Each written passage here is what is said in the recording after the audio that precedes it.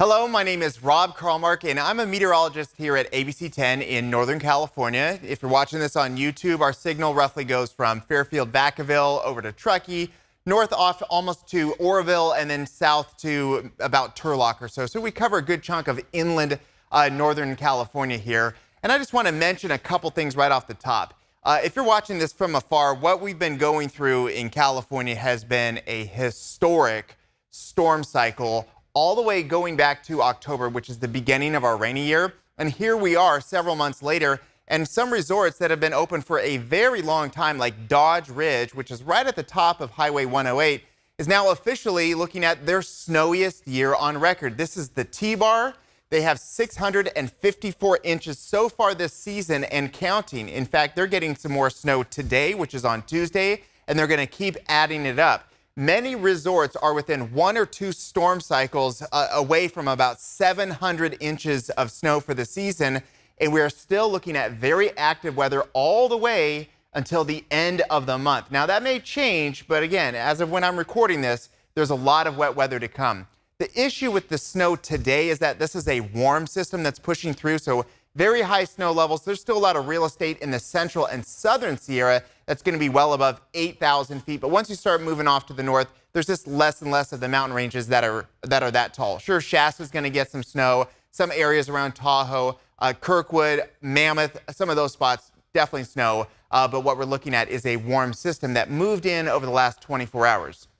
Now, what we saw yesterday on Monday, scattered showers, a few thunderstorms, and the nature of this one is just an all-day warm rain event that's really going to start moving north to south, hammering the central and southern Sierra over this next cycle. So we're really concerned in this zone over the next 7 to 10 days to be looking at continued flooding issues on all of the major rivers like the Merced, the McCallum, the Tuolumne, the Salinas, and also all of the rivers that flow through the central coast is just going to be a problem. For some of the spots in and around Tahoe, it's been a double whammy of issues. The snow loading on top of the roofs, ice damming, which is melted water that has a difficult time leaving, the added weight of incoming heavy wet snow along with rainfall, and then it has to move somewhere, and unfortunately it's just been following where the trenches are. Everything that's been plowed and dug out so people can get in and out of their garages, in and out of their homes. Well, guess what? If it's downslope of the rushing water, that's where the water goes.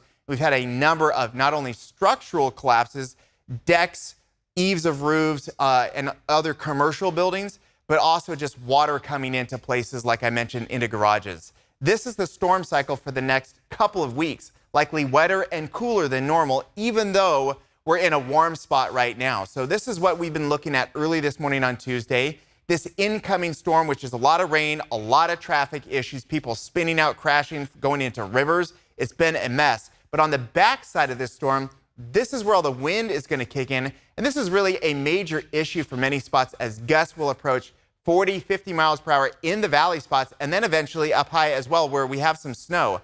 So it's all about the wind this late morning into the early afternoon. I know 25 doesn't look like much, but that's just the average wind.